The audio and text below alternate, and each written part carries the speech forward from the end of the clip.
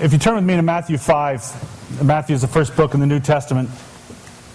We're looking at a series that we call ReThink, and it's a series based on what is commonly called the Sermon on the Mount. The sermon, the message, the teaching that Jesus gave to his disciples and to people that had followed him in an area in Galilee where he was just sharing some teachings. And in these teachings, what he was doing was he was really getting people to rethink what they commonly thought were the standards or the views or the way in which we live life and the way in which we pursue things.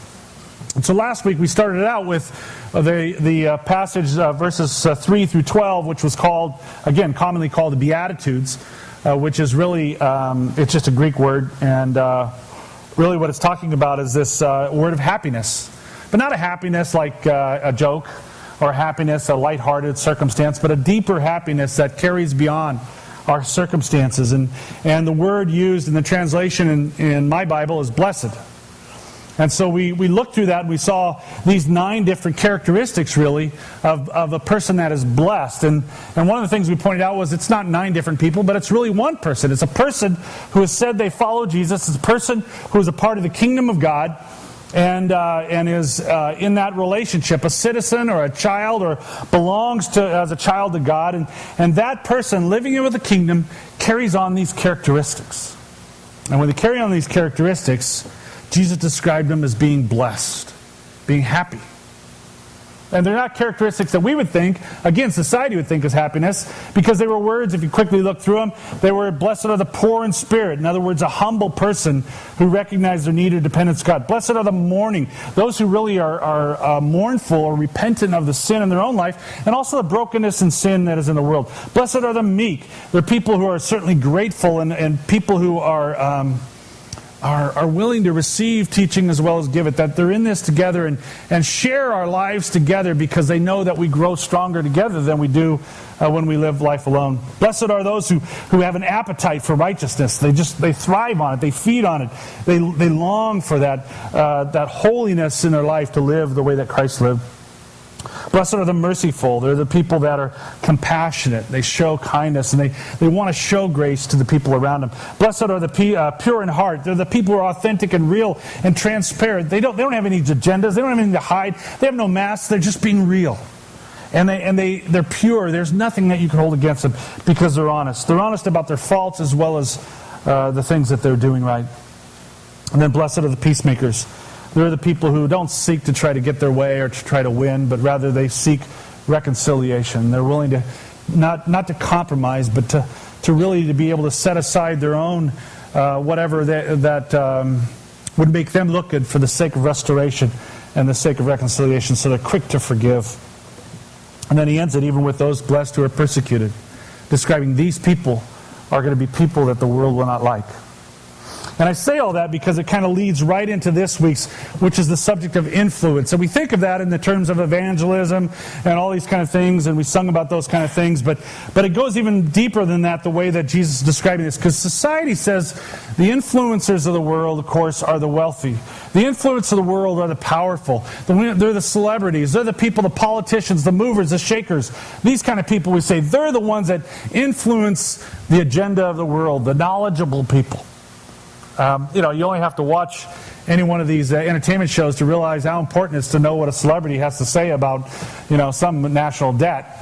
Like they have any more knowledge about it than I do. But, it's nice to hear what a celebrity has to say, and people respond to that, and they're drawn to that. And not even just people. I mean, the influencers as well are really the advertisers. Because we think technology. I remember in the 60s, they said with computers and all this technology, we won't know what to do with all our free time during the week. And I'm just kind of waiting for that to come. It hasn't. I mean, given this week, I can tell you technology does not help. Because I had to come here this morning just to send stuff to Scott, who's in this room, because my emails wouldn't work, and print things. So technology doesn't do it, but we think it does, and they try to influence us to think that it does. I went to a conference yesterday, a guy had an iPad next to him, and I'm thinking, man, I could sure use that. He didn't use it the whole time he was there, but just seeing it there, it's nice to have in case you do need it. I mean, that's the influence that we see in society, but Jesus is saying, no, there's another way. Because even in their world, They were looking at Rome was going to be the answer to their problems, and the roads and all the systems that they set up. But it ended up being the opposite. The religious leaders are going to be the answer to their problems in helping them be right with God, but in the end it was opposite. And they were living in a world and a society where all of these promises and stuff weren't happening. So Jesus comes along and he says, we need to rethink about what it means to be an influence. And so let's take a look at that. Chapter 5 of Matthew, starting at verse 13, it says this. Common passage if you've ever read through before, but worth looking at again. It says this, you are the salt of the earth, but if the salt loses its saltiness, how can it be salty again? It's no longer good for anything except to be thrown out and trampled by men. You are the light of the world. A city on a hill cannot be hidden. Neither do people light a lamp and put it under a bowl. Instead, they put it on a stand, and it gives light to everyone in the house. In the same way, let your light shine before men, that they may see your good deeds and praise your Father in heaven. According to Jesus, Christians are the influencers. Not Christians who are successful, Christians who are powerful, Christians who are politicians or celebrities, but just as he's looking out into the crowd that we saw last week, the prostitutes are the influencers. The tax collectors are the influencers. The poor, the weak, the sick, the lame, they're the influencers as much as anybody else. And then he says, to make an influence, he says, here's the tools you need. Right here. No weapons. No bank account. No access to world leaders or anything like that. But something totally different, because what Jesus is describing here is, if you really want to influence people, use your character. Because this came right off of the description of the character of a Christian. And saying, as he said that, you're the salt of the earth. You're the light of the world. That's how you influence. So what is he trying to say to us? Well, I got some fill in the blanks for you, and I got a thing for you, and we're going to go through it quickly because I really don't want it to be information.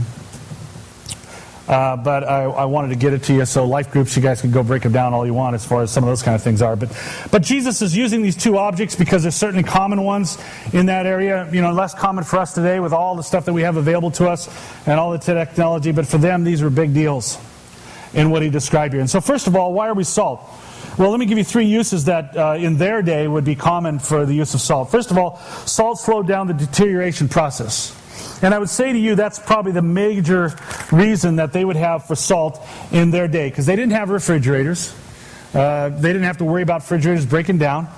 They didn't have to worry about any of that, but they had to focus on using salt and working it in the meat to preserve it, to stop the decay, to be able to preserve their food.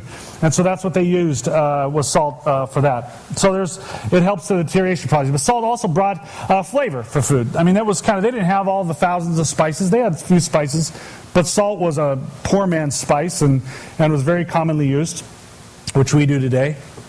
And another use, maybe less in their day, was salt makes you thirsty.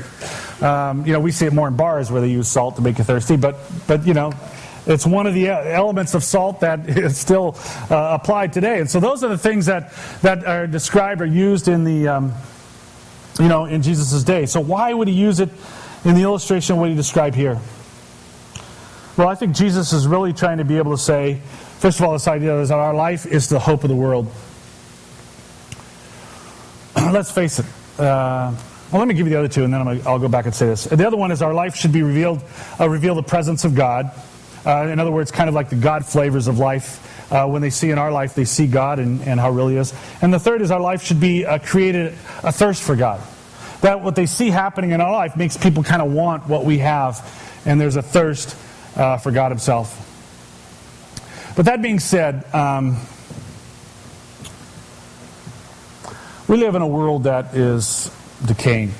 I mean, would we all agree? I mean, I know that society says with technology it's going to get better, or with the empowerment, enlightenment, life will get better than it was before. And in some areas, you can get somewhere faster than you did years ago.